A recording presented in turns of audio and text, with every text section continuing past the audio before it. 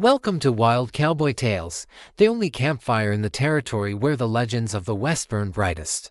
We spin the yarns of the brave, the broken, and the ones who sought a bloody redemption in the dust. Before we ride into the twilight with tonight's story, do us a kindness and subscribe to the channel, and be sure to ring that notification bell. That way, you'll never miss a single echo from the canyons. Now, listen close, for this is a story the setting sun itself still weeps to tell. The story of a widow's vengeance, and the killer who helped her find it. The sunset over the New Mexico territory was a conflagration, a final, violent burning of the day that painted the vast, empty sky in shades of blood and embers. It was a beautiful and brutal spectacle, a perfect reflection of the land itself. For Laura Vance, kneeling in the dust of a lonely and marked patch of earth, it was the color of her new world. Before her, a crude wooden cross, hammered together from the splintered remains of a wagon wheel, marked the spot where her life had ended a month ago. Beneath that hard and forgiving ground lay her husband, Thomas, a good and gentle man, a doctor whose hands were made for healing, not for holding a gun. He had been a man of books and quiet faith in the inherent goodness of people, a faith that had proven to be fatally misplaced. They had been on their way to Santa Fe, their wagon filled with medical supplies and the simple, hopeful dreams of a new life, when the wolves had descended. The Silas Kane gang. They were not common robbers, they were a force of nature, a plague that swept through the territory, leaving a trail of death and fear in their wake. They had wanted the wagon, the horses, the few dollars Thomas carried. He had given it all to them without a fight, pleading only for his wife's safety, for his compliance, for his lack of a challenge. The leader of the gang, a man whose face she had only seen in a nightmarish blur of smoke and malice, had left. He had called Thomas a coward, and then, with a casual, almost bored cruelty, had shot him down. Laura had been left alive, a deliberate act of terror, a witness to be sent out into the world to spread the story of Silas Kane's merciless power. She had buried her husband herself, her bare hands tearing at the hard, dry earth, her screams swallowed by the vast, indifferent silence of the plains. The grief that followed was a physical thing, a crushing weight that left her hollowed out, a fragile shell of the woman she had once been. But in that hollowness, a new seed had been planted. It was a cold, hard, and ugly seed, and it was watered by the memory of her husband's blood in the dust. It was the seed of vengeance. Now, a month later, she knelt at his grave for the last time. She was no longer the doctor's gentle wife. The soft calico dress had been replaced by sturdy denim trousers and a leather vest. Her hair was tied back, severe and practical. On her hip, in a worn leather holster, rested a cold peacemaker, her husband's gun, a weapon he had carried but had never had the heart to use. In the months since his death, she had discovered that she did. She pressed her hand against the rough wood of the cross. "Thomas," she whispered, her voice a dry and used thing. "I am a poor substitute for the justice of God. But I am all you have left. And I am closer." Her voice hardened, the sorrow calcifying into a vow of cold, unbreakable steel. "I will find them, every last one. And the man who led them, the man who laughed. I will send his soul to hell myself. This I swear. This is my promise to you." She rose, the setting sun at her back, casting her long, lonely shadow across the grave. She was no longer a victim. She was a hunter. And her prey was a man whose face she barely knew, a ghost she would have to track across 1,000 miles of unforgiving country. She turned her horse east, towards the last known heading of the Silas Kane gang, and rode into the blood-red twilight. A woman who had lost everything, with nothing left to do but pay a debt in kind. The first few weeks of Alara's hunt were a harsh and unforgiving education. The territory was a brutal teacher, and its lessons were paid for in sweat, hunger, and the constant, gnawing ache of loneliness. She was a woman alone in a man's world, a world that was actively hostile to her very existence. But the fire of her vow was a furnace, and it burned away her fear, her softness, her old self, leaving behind a core of pure, tempered steel. She was not a natural-born killer, but she was a doctor's daughter and a frontiersman's wife. She had a keen, analytical mind, and she applied it to the grim science of her new trade. She knew she could not match the brute force of her enemies. She had to be smarter, quieter, and more patient. Her first task was to transform herself from a woman who could handle a gun into a woman who was a weapon. She spent her days on the trail, not just writing, but practicing. She would find secluded canyons and spend hours with the colt, its buck and roar becoming a familiar, intimate part of her. She did not practice for speed, she practiced for a deadly, methodical accuracy. She learned to shoot from the back of a moving horse, to reload on the run, to make every one of her precious bullets count. She also became a student of the land. She had always loved the beauty of the territory, but now she learned to read its darker language. She learned to identify tracks, to find water where none seemed to exist, to use the terrain for cover and concealment. She became a part of the landscape, her movements as quiet and as patient as the circling hawks above. Her hunt for information was just as methodical. She drifted through the dusty, sun-bleached towns that dotted the territory, a quiet, unassuming woman in a wide-brimmed hat. She became a ghost in the corners of saloons, a silent listener, her ears attuned to the whispers and boasts of the men who lived on the violent fringes of the law. The name of Silas Kane was a common curse, a name spoken with a mixture of fear and a perverse awe. But the details of his gang were harder to come by. They were a pack of ghosts themselves, their movements unpredictable, their numbers uncertain. It was in a filthy, smoke-filled cantina in a town called Perdition that she got her first real break. She had been nursing a single glass of warm beer for over an hour, listening to the drunken ramblings of a group of freighters, when she heard a name that made the blood run cold in her veins: Black Jack. Kane's right hand, one of the men slurred, a devil with a deck of cards and a knife, meaner than a snake and twice as fast. She learned that this Black Jack was known to frequent a high-stakes poker game in a back room of this very cantina. She had her first name, her first tangible thread. She did not rush. She waited. She watched. For 3 days, she was a shadow in Perdition, learning the layout of the town, the habits of the men who guarded the game. And she waited for Black Jack to appear. On the third night, he did. He was a weary, dark-haired man with dead, emotionless eyes and fingers that moved over a deck of cards with a mesmerizing, predatory grace. Ilara watched him for hours, her heart a cold, steady drum. She saw the bulge of the gun under his coat, the hilt of the knife tucked into his boot. She did not confront him in the crowded room. That would be suicide.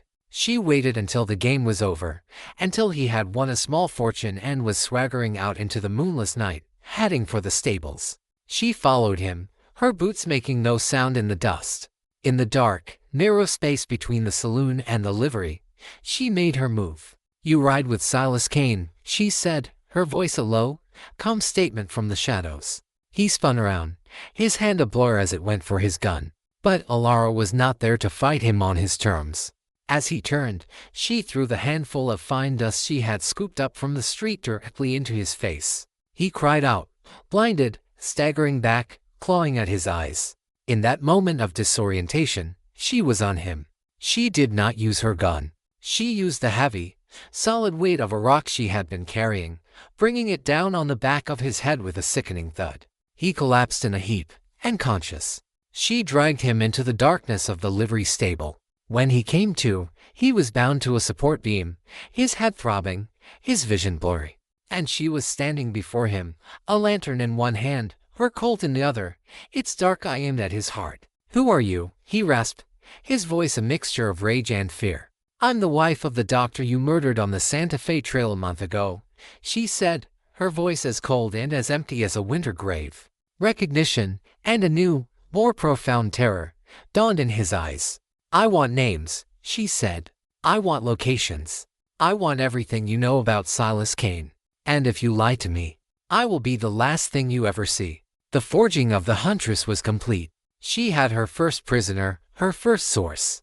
The long, bloody process of dismantling the Silas Kane gang, piece by piece, had begun. Black Jack, stripped of his bravado and facing the cold and blinking finality in Ilara's eyes, sang like a canary. The names and locations spilled out of him in a torrent of desperate, self-serving confession. He gave her 3 names: Hutch, the muscle, Lefty, the scout, and the kid, a young addition to the gang. He told her of their next target, a stagecoach carrying a mine payroll, due to pass through a place called Serpent's Pass in a week's time. Ilara listened, her mind a cold, efficient machine, absorbing every detail, filing it away. When he was done, when he had given her everything he had, he looked at her with pleading, terrified eyes. "I told you everything," he whimpered. "Now let me go." Alara looked at him, at the man who had stood by and watched her husband be murdered, and she felt nothing. No pity, no mercy. "You were there," she said, her voice flat. "You did nothing. That makes you as guilty as he is." She left him tied in the stable and made an anonymous tip to the local, underpaid sheriff, telling him where to find one of Silas Kane's most wanted men. She did not know or care if he would hang. She had what she needed. Her vengeance was not about the law, it was about a personal, bloody accounting. She rode for Serpent's Pass, a place as dangerous and as winding as its name. It was a narrow, treacherous trail, a perfect place for an ambush. But she was not planning on ambushing the stagecoach. She was planning on ambushing the ambushers. She arrived 2 days early, giving her time to scout the terrain. She found the spot where the gang would most likely be waiting, a high, rocky outcrop that offered a commanding view of the trail. And she found a better one for herself, a sniper's nest on the opposite side of the canyon, a place that offered a perfect view of their position. She was settling in for the long, patient wait on the afternoon of the second day when the sound of a lone horse approaching from the west made her freeze. It was not the gang. They would be coming from the east. She peered through her field glasses and saw a single rider, a stranger, moving up the trail. He was a man who seemed to have been carved from the dust and the rock of the territory itself. He was tall and lean, with a quiet, watchful stillness about him, even in the saddle. He wore a dusty, trail-worn duster, and the gun on his hip was a big, heavy drawgun, the weapon of a man who meant business. His face, under the brim of a stained hat, was grim and unreadable. He moved like a hunter, his eyes constantly scanning the rocks, missing nothing. He was, Alara realized with a jolt, heading directly for the same rocky outcrop that the gang would be using. Her mind raced. Who was he? A lawman? A bounty hunter? Another outlaw, looking to claim the same prize? Whatever he was a complication, a dangerous, and known variable in her carefully constructed equation. She kept him in the sights of her Winchester, her finger resting lightly on the trigger. She watched as he dismounted, leading his horse into a hidden crevice.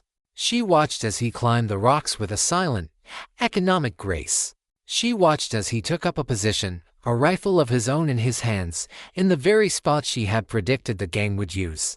He was waiting for them, too. For a moment, she considered her options. She could kill him now, a clean shot from a distance, and remove the variable. But something stayed her hand. He was not a part of the gang. He was, like her, an outsider. And he was here for the same reason. An idea, audacious and risky, began to form in her mind. A direct assault on 3 or 4 hardened killers was a dangerous proposition, even for her. But 2 rifles, firing from opposite sides of the canyon, creating a deadly crossfire, the odds improved considerably. She made a decision. She would let him be. She would let him be her unwitting and knowing partner. For the rest of the day, they waited, two silent, lonely predators on opposite sides of the canyon, each completely unaware of the other's presence, both of them bound by a shared and spoken purpose to bring death to the men who were riding up the trail. The sun began its slow descent, the shadows in the canyon lengthening, the stage set for a bloody confrontation where the actors did not even know all the players. The Silas Kane gang arrived as the sun was beginning to touch the western horizon, painting the canyon walls in hues of orange and long, purple-gray shadows. There were 3 of them: Hutch, a man whose shoulders were as wide as a barn door; Lefty, a small, wary man who moved with a nervous, rodent-like energy; and the Kid, a younger, slighter figure who stayed in the background, his face obscured by the shadow of his hat. They moved with the easy, arrogant confidence of men who believed they owned this pass. They dismounted and took up their positions in the rocky outcrop, directly across the canyon from Alara, completely unaware that they were now caught between 2 separate, silent points of deadly intent. Alara watched them through her field glasses. She watched them laugh and pass a flask of whiskey between them. She watched them check their rifles. Her heart was a cold, steady drum. Her moment was coming. Her plan had been to wait for them to open fire on the stagecoach, to use their own distraction as her cover. But the presence of the stranger across the canyon changed the equation. He was a wild card. She did not know his intentions, his skill, or his nerve. She decided she would have to be the one to start the music. The stagecoach was still a distant rumble in the valley below when she made her move. She chose her target, Hutch, the big man, the most obvious threat. She settled the stock of her Winchester against her shoulder, took a slow, steadying breath, and let the world narrow to the front sight, the man, and the distance between them. She squeezed the trigger. The crack of the rifle was a sharp, clean sound that shattered the evening stillness. Hutch, who had been laughing at a joke, was thrown back against the rocks, a look of shocked, stupid surprise on his face, a dark, blossoming flower appearing on his chest. He was dead before he hit the ground. The other two men, Lefty and the kid, reacted with the panicked, reflexive speed of seasoned killers. They dove for cover, firing their own rifles blindly in the direction of her muzzle flash. But before they could get a bead on her position, a second, deeper roar echoed from their own side of the canyon. A heavy-caliber rifle shot from the spot where the stranger was hidden. Lefty, who had been scrambling behind a rock, cried out and collapsed, clutching a shattered arm. The trap was sprung. The gang was now caught in a perfect, inescapable crossfire. The next few minutes were a symphony of chaos and death. Alara and the stranger, though separated by 100 yards of empty space and a complete lack of communication, acted as a single, brutally efficient unit. Alara would fire, pinning the kid down, and the stranger would use the opportunity to shift his position, his own shots coming from a new, unexpected angle.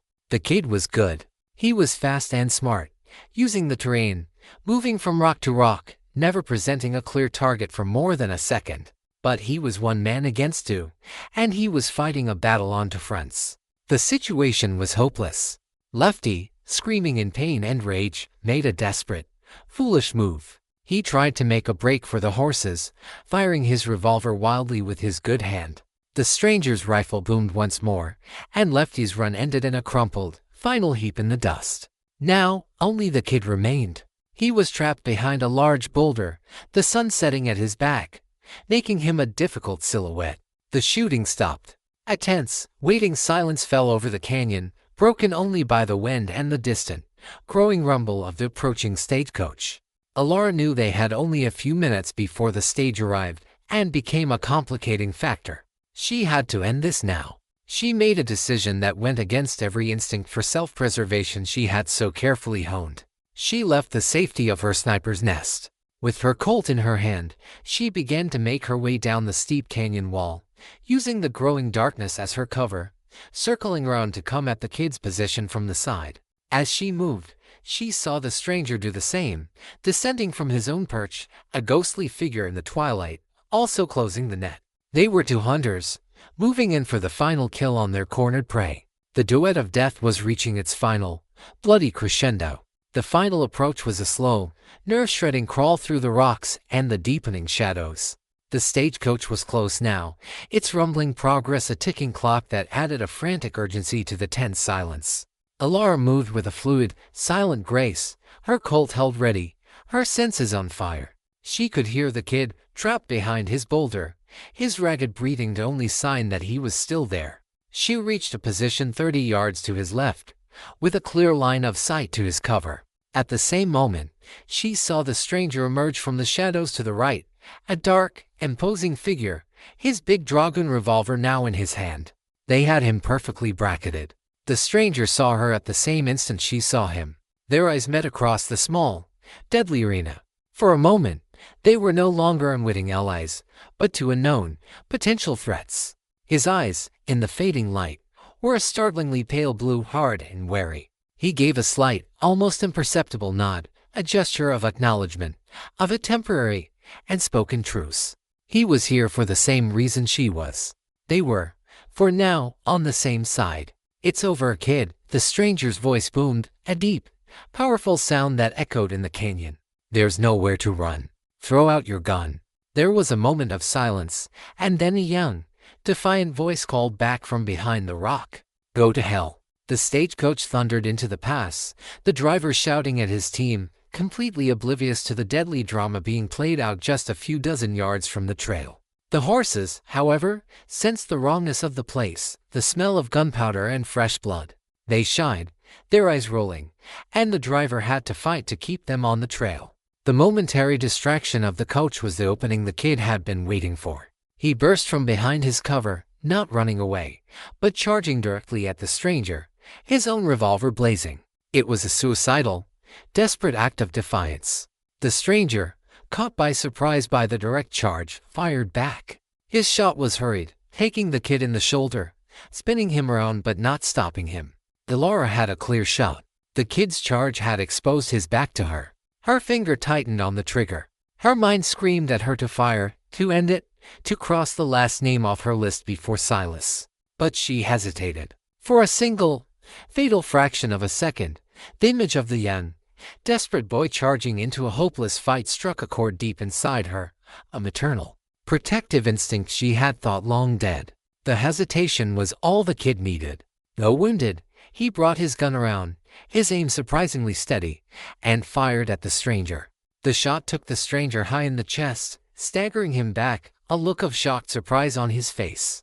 The kid tried to fire again, but Alara's hesitation was gone, replaced by a cold, deadly fury. Her own Colt roared, and the kid was thrown to the ground, his leg buckling beneath him, a second wound disabling him completely. The stagecoach, its passage now clear, thundered past and disappeared down the trail, the driver unaware that he had just passed through the gates of hell and emerged unscathed. Silence returned to the canyon. Hutch and Lefty were dead. The kid was wounded and disarmed, writhing on the ground. And the stranger was leaning heavily against a rock, his hand pressed to his chest, a dark stain spreading through his duster. Alara walked slowly into the center of the small battlefield, her gun still held at the ready. She looked at the wounded kid, then at the wounded stranger. Her perfect, clean plan of vengeance had devolved into a bloody, complicated mess. The stranger looked at her, his breathing ragged. A slow, grim smile touched his lips. "You're a hell of a partner," he rasped, "but your timing is a little slow." "Who are you?" she asked, her voice a low whisper. "The name's Cole," he said, "and I had a score to settle with those boys." He looked over at the kid, his expression hardening. "Looks like we both did." He tried to stand, but faltered, the wound in his chest too severe. Alara knew, with the practiced eye of a doctor's daughter, that he was badly hurt. If he didn't get help, he would die right here in this canyon.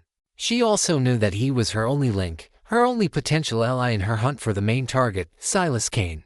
"I'm not leaving you here to die," she said, the decision forming even as she spoke the words. "And I'm not leaving him either."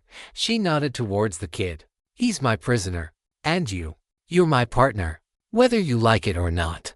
We're going to get out of this canyon, and then we are going to finish this." Cole looked at her, at the fierce and yielding determination in her eyes, and he gave a weak, rattling chuckle. "Lady," he breathed, "you've got yourself a deal." In the bloody twilight of Serpent's Pass, a new, strange, and dangerous partnership was forged, a pact between two wounded hunters, bound by a shared enemy and the grim, undeniable fact that they were both still alive. The journey out of Serpent's Pass was a slow, agonizing ordeal. It was a testament to Alara's iron will and the surprising, rugged resilience of the man who called himself Cole. He was wounded, badly, but he was not a man who complained. He moved with a quiet, grim determination, his silence a match for her own.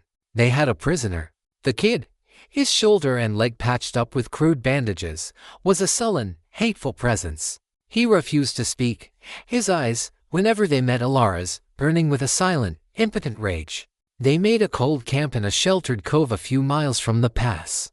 Alara tended to Cole's wound by the light of a small, smokeless fire. The bullet had gone clean through his chest, high up, missing his heart and lungs by a miracle of inches. He was lucky to be alive. "You're good at that," he said, his voice a low rasp, as she expertly cleaned and dressed the wound. "My father was a doctor," she replied, her standard, clipped answer. "And your husband?" he asked, his pale blue eyes watching her intently. "Was he a doctor too?" The question was a probe, a gentle but direct attempt to breach the wall she had built around herself. She hesitated for a moment, then answered, "He was. And he was a good man. Silas Kane and his gang killed him a month ago on the Santa Fe Trail." Cole was silent for a moment. "So that's your score," he said, not as a question, but as a statement of fact. "My brother," he said, his voice a low rumble. "He was a deputy, riding shotgun on a stagecoach they hit a year ago. They killed him for the $50 in his pocket." The silence between them was no longer the silence of strangers. It was a shared silence, a silence of a common, terrible understanding. They were two sides of the same coin, two souls set on the same dark, bloody path. "This kid," Cole said, nodding towards their prisoner, who was tied to a tree nearby, "he's part of it." "He was there?" "I don't know," Alara admitted, "but he rides with them. That's enough for me." For the next 2 days, they traveled, their pace dictated by the strength of the wounded men.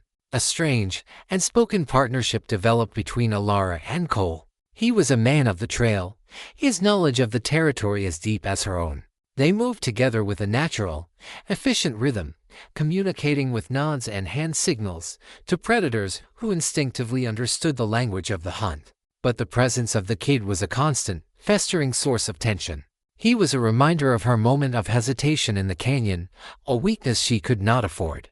And the more she looked at him, at his youth, at the way his face would sometimes soften in his sleep, a strange and welcome feeling began to stir within her. He reminded her, in a way that was both painful and terrifying, of what she had lost, of the life she had once had, of the idea of a future that was now impossible. On the third night, the kid finally spoke. "You're just going to kill me, aren't you?"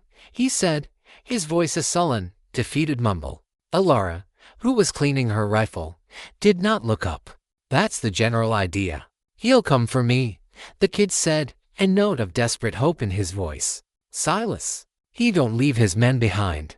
Cole, who was sitting by the fire, let out a harsh, bitter laugh. "Son, a man like Silas Kane doesn't have men. He has tools. And when a tool is broken, he leaves it in the dirt and finds a new one." The boy's face fell, the last of his desperate hope dying in his eyes. "Why?" Alara asked, her voice quiet, almost gentle. "Why do you ride with a man like that?" The boy was silent for a long time. Then, the story came out, a pathetic, common tale of a runaway farm boy with dreams of adventure, who had fallen in with the wrong crowd, who had been seduced by the easy money and the false promise of brotherhood. He swore he had never killed anyone, that he was just a scout, a horse holder. The story was so plausible, so full of a genuine, youthful foolishness, that it struck another painful chord in Alara's heart. "You had a home," she said, the words an accusation. "You had a family. You don't know anything about me," the kid snarled, a flash of the old defiance returning. "I know enough," she said, her voice hardening again, the moment of softness gone. But the conversation had changed something. The kid was no longer just a faceless enemy, a final notch to be carved. He was a boy, a lost, stupid boy. And the conflict within her, the war between the Avenger and the woman she had once been, was rekindled. Cole watched her, his expression unreadable in the firelight. He saw the struggle in her eyes. He had seen that look before, in his own reflection, in the long, lonely years since his brother's death. He recognized the look of a person who was discovering that the path of vengeance was not a straight line, but a winding, treacherous trail that often led back to the darkest corners of one's own soul. The information they finally managed to wring from the kid was a game changer. Silas Kane, he told them, was not just a random predator. He was a man of patterns, of habits. And his greatest weakness was his vanity. He had a secret sanctuary, a place he returned to after every big score to celebrate and to hide. It was an abandoned mining town, a ghost town called Whisper, nestled deep in a network of impassable canyons. "He calls it his kingdom," the kid whispered, his spirit finally broken. "No one's ever found it.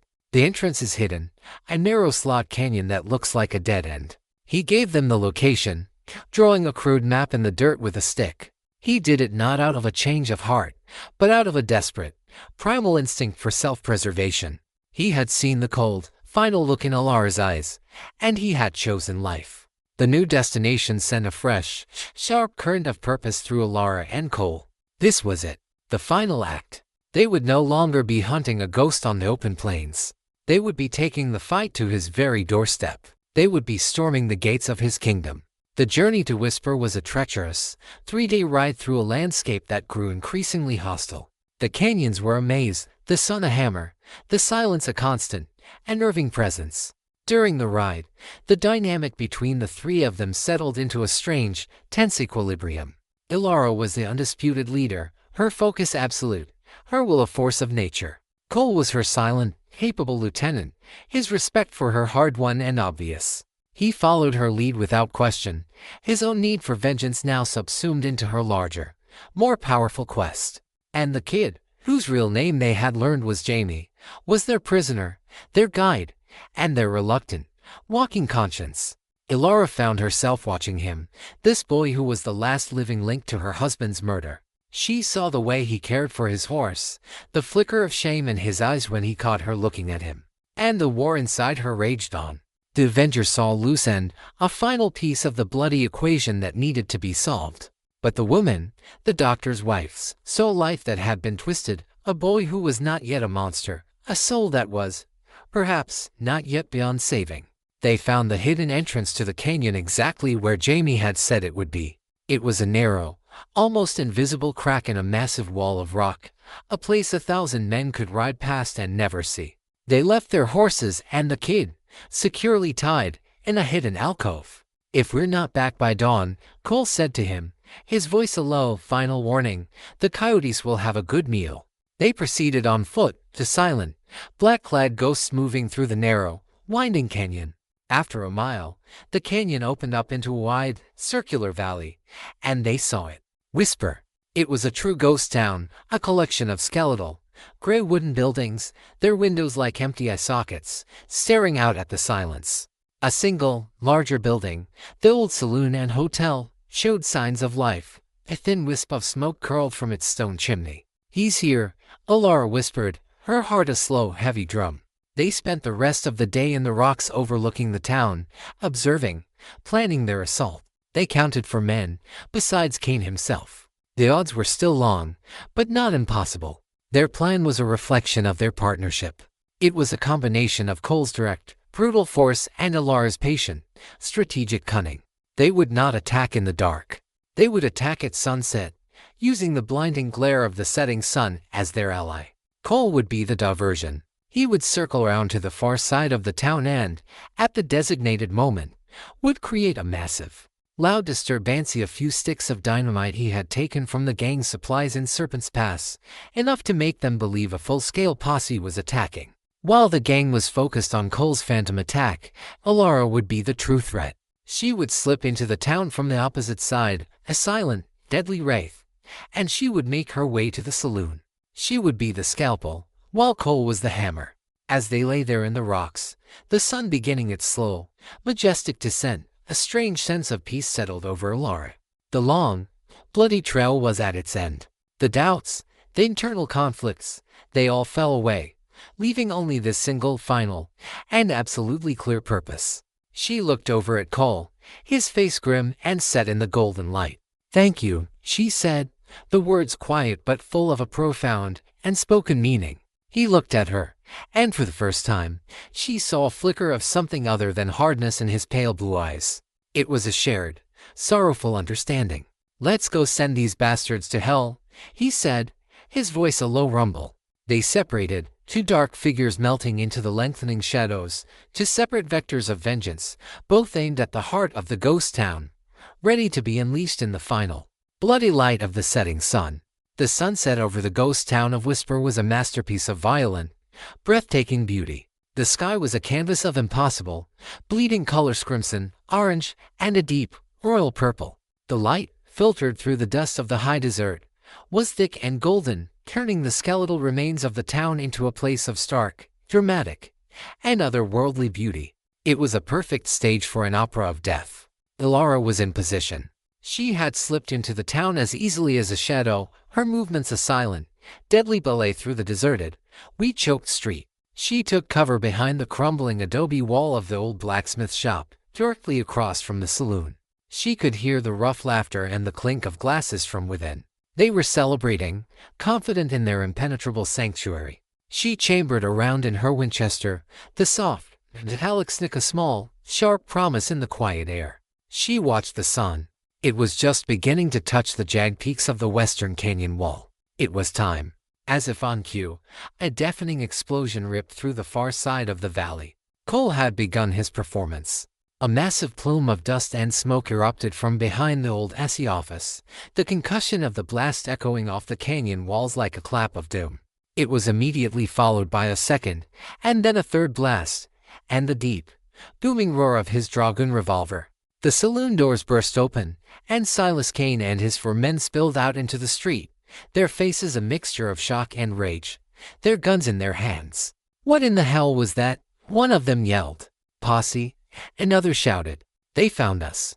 They were all looking east, towards the source of the explosions, their eyes squinting against the glare of the setting sun. They were perfectly silhouetted, their backs to her, their attention completely and utterly diverted. It was a masterfully executed deception. Alara rose from her cover. She did not rush.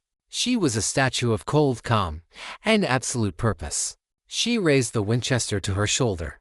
The world narrowed to the front sight of her rifle and the dark shapes of the men who had destroyed her life. She did not think of her husband. She did not think of the kid.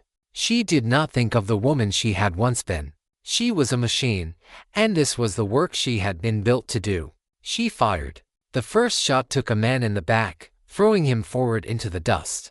Before the others could even register what had happened, she worked the lever action, the smooth, practiced motion a part of her now, and fired again. A second man fell, clutching his side.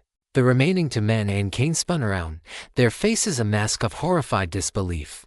They were caught in the open, with no cover, being attacked from a direction they had never even considered. They fired wildly in her direction, their bullets thudding into the adobe wall around her, kicking up puffs of dust. But their aim was panicked, their eyes blinded by the setting sun that was now directly behind her, turning her into a featureless, terrifying silhouette of death. She dropped to one knee, making herself a smaller target, and fired again. The third man went down, screaming, clutching a shattered leg. Now there was only Kane and his last man. They broke, scrambling for the cover of the saloon. But Cole had anticipated this. As they ran for the doors, he emerged from the alley beside the saloon, a big, roaring, 2-gun demon, his dragoons bucking in his hands. His appearance was a complete and total shock. The last outlaw was cut down, his charge ending a few feet from the doors.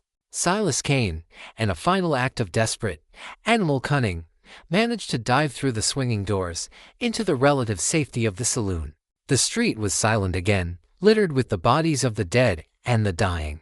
The showdown was over. All that was left was the final, personal accounting.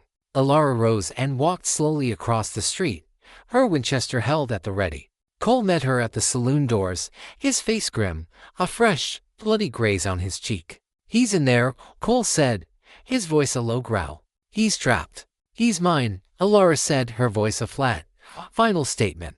She handed him her Winchester. "Cover the back. No one gets out." Cole nodded, his understanding absolute. This was her kill, her right. She drew her Colt, her husband's gun, the weapon she had saved for this very moment. She took a deep breath, kicked the swinging doors open, and stepped into the dim, smoke-filled interior of the saloon, into the final, bloody chapter of her long journey. The setting sun, streaming through the doors at her back, cast her long, avenging shadow before her. The interior of the saloon was a cavern of shadows and silence.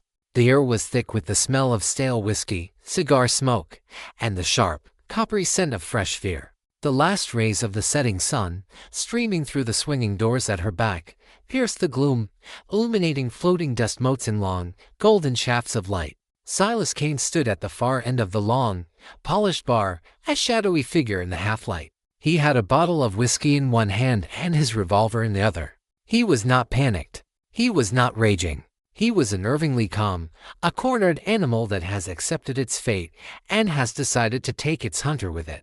"So," he said, his voice a low, almost conversational rumble. "The doctor's wife. I should have known. There was a fire in your eyes that day. I should have put it out." "You should have," Alara agreed, her voice a dead, emotionless calm. She stood just inside the doorway, her Colt held steady, aimed at his heart. "But you didn't. And now, I'm the fire that has come to burn you down." He took a long swallow of whiskey, his eyes never leaving hers. "Who was the man?" he asked. "The one with the big guns. A new husband. You didn't waste much time." "He was a man like me," she replied. "A man you wronged. One of many." Cain chuckled, a low, ugly sound. "A man's got to make a living. Your husband. He was just in the way. Bad luck. Nothing personal. You murdered him in cold blood," she said, her voice a low, trembling wire of controlled fury. "You laughed while he was dying. That feels personal to me." "He was a weak man," Cain sneered. "This land has no place for weak men. Or weak women." He set the bottle down on the bar with a definitive thud. "But you are not weak. I'll give you that. You've become something else. It's a shame. We could have been partners." "The only partnership we're going to have is in hell," she said. She began to walk slowly towards him, her boots echoing on the dusty floorboards. The final, terrible dance was about to begin. They were two predators, circling each other in the dim, dying light. "Tell me," she said, her voice a low, intense whisper as she continued her slow advance. "I want to know what you were thinking. What was in your mind when you pulled the trigger on a helpless man?" Cain smiled, a true, chilling smile of pure, unadulterated evil. "I was thinking," he said softly, "that it was a beautiful day." And then he moved. He was impossibly fast. He threw the heavy whiskey bottle at her, a dark, spinning projectile, and in the same motion, he dropped behind the bar, his gun firing. The bottle shattered on the floor to Alara's left. Shower of glass and whiskey. The gunshot went wide, tearing a chunk out of the doorframe behind her. Alara did not flinch. She had anticipated the move. She fired back, not at where he had been, but at where he would be. Her bullet splintered the heavy oak bar, right where his head had been a second before. The final battle was a chaotic, close-quarters affair. Gunshots roared in the enclosed space, the sound deafening, the muzzle flashes lighting the room in brief, demonic strobes. Wood splintered, glass shattered. Alara was a ghost, moving through the shadows, using the overturned tables as cover. She was a hunter in her element. But Cain was a devil, a creature of pure, brutal cunning. He kicked over a kerosene lamp, and a river of fire began to spread across the dry, alcohol-soaked floor, casting a wild, flickering, hellish light on the scene. They were both wounded. A shard of glass had cut her arm. A ricocheting bullet had grazed his temple, a thin trickle of blood running down his face. The end came with a sudden, shocking finality. Alara, seeing him reloading behind the bar, made a desperate, final move. She charged, leaping over the spreading flames, her Colt bucking in her hand. Her shot took him in the arm, causing him to drop his revolver. She landed on the other side of the bar, inches from him. He roared and lunged at her, his hands like claws, trying to get at her throat. They crashed to the floor together, a tangle of limbs and desperation. He was stronger, his hands closing around her neck, his face a mask of hateful fury. Her vision began to blur, they are turning to fire in her lungs. She was losing. With the last of her strength, she drove her knee into his gut. He grunted, his grip loosening for a fraction of a second. It was enough. She brought the barrel of her Colt up, under his chin. They looked into each other's eyes. In that final, terrible moment, she saw not a monster, but just a man, his eyes wide with the sudden, shocking realization of his own mortality. She pulled the trigger. The sound was a dull, final thud. The fight went out of him. His body went limp, his dead weight collapsing on top of her. It was over. She pushed his body off of her and staggered to her feet, gasping for air, her body a symphony of pain. She looked at the carnage, at the flames that were now beginning to lick at the walls of the saloon. She had done it. Her promise was fulfilled. Her husband was avenged. But as she stood there, in the heart of the fire, surrounded by the dead, she felt no peace. She looked down at her hands, covered in blood and soot, and she saw the hands of a killer. The back door burst open, and Cole stood there, his face a mask of concern. "Alara, we have to go. The whole place is going up." He grabbed her arm and pulled her out into the cool night air, away from the roaring inferno.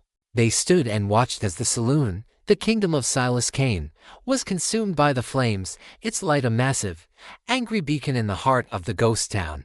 Alara looked into the fire, and in the dancing flames, she saw the face of her husband. And for the first time since his death, she allowed herself to weep. Not tears of grief, but tears of a profound, and terrible, and final loss. The loss of the woman she had once been, a woman who had been consumed by the very fire she had set to avenge him. The fire that consumed the saloon in Whisper was a cleansing one. It burned until the dawn, a massive, roaring pyre that reduced the ghost town's dark heart to a bed of black, glowing embers. By the first light of the new day, all that was left of Silas Kane and his kingdom was a wisp of smoke, a bad memory, and the silence of the canyons. Laura and Cole, along with their reluctant prisoner, Jamie, rode out of the valley as the fire was dying. They did not look back. There was nothing left to see. Their journey back to the civilized world was a quiet, somber affair. The fire of their shared vengeance had been extinguished, leaving behind a cold, empty quiet. They were three strangers, bound by a shared, bloody history, with no clear path forward. They made camp on the second night, the silence between them as vast as the star-dusted sky above. It was Cole who finally broke it. "It's done," he said, his voice a low rumble in the darkness. "We did it." "Yes," Laura replied, her gaze fixed on the fire. "We did." "So what now?" he asked, the question hanging in the air. What does a hunter do when the hunt is over? What does a ghost do when its purpose has been fulfilled? Before Laura could answer, the boy, Jamie, spoke for the first time in days. What are you going to do with me?" he asked, his voice a small, terrified sound. Laura turned to look at him. She saw not a member of a murderous gang, but a lost, scared boy, no older than her husband's younger brother. She saw the wreckage of a life that had been twisted by the very men she had just killed. The war inside her, the one that had raged since Serpent's Pass, finally came to an end. "You have a choice, Jamie," she said, her voice quiet but firm. "You can keep running, keep looking over your shoulder for the rest of your life. Or you can ride to the nearest town, turn yourself into the marshal, and tell him everything you know. You can pay your debt, and you can start over." She reached into her saddlebag and pulled out a small, heavy pouch of coins, a fraction of the money they had recovered from the gang. She tossed it to him. "That's to get you started. The choice is yours." The next morning, they came to a fork in the trail. One path led south, towards the town and the law. The other led west, towards the setting sun and the vast, empty unknown. Jamie, after a long, silent moment, turned his horse south. He did not say thank you, but he looked at Laura, and in his eyes she saw not fear, but a flicker of a profound, and hard-won, respect. He rode away, a young man who had been given a second chance, a chance to outride the ghosts of his past. Now, there were only two. Laura and Cole stood at the crossroads, two solitary figures in a vast landscape. "He was a good man, your husband," Cole said quietly. "To inspire that kind of devotion." "He was," Laura said, the memory of Thomas now a clean, sharp, and beautiful ache. The anger and the betrayal finally washed away, leaving only the love. "And you," he said, turning to face her, his pale blue eyes serious. "What will you do now, Laura Vance?" She looked west, towards the endless, beckoning horizon. The path of her vengeance was over. She was free. But she was not the same woman who had started the journey. She was harder, sadder, but she was also stronger, and she knew, with a certainty that was as deep as her bones, that she could never go back to the life she had known. "I don't know," she said, and for the first time, a small, genuine smile touched her lips. "And for the first time in a long time. That feels like a good thing." She offered him her hand. "Thank you, Cole, for everything." He took her hand, his grip firm and warm.